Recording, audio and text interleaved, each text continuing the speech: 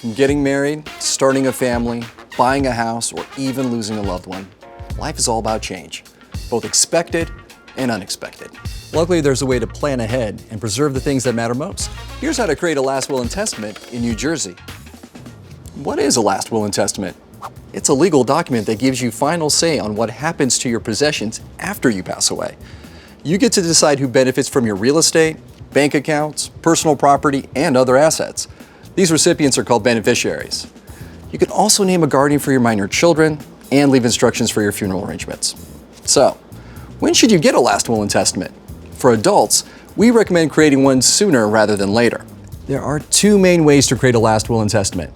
You can work with an attorney or use an online will service. Remember, wills have different requirements based on state law, so you'll want to make sure that yours is legally valid in your state.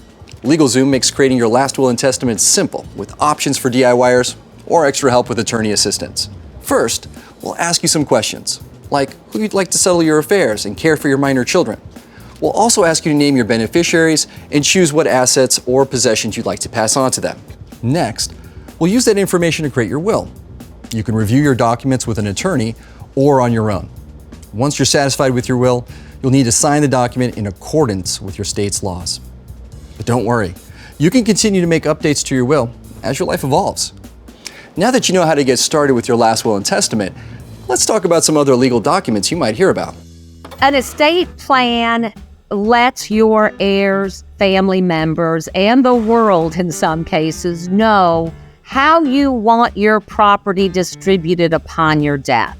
Now, there are two main mechanisms regarding that. The first is a will. The second one is a trust. A will is a document that says, when I die, this is where I want my property to go. The advantage to a will is it's inexpensive up front. The other option is a trust.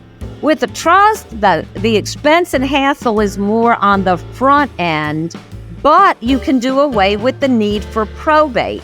When you're ready to get started, we're here to help every step of the way.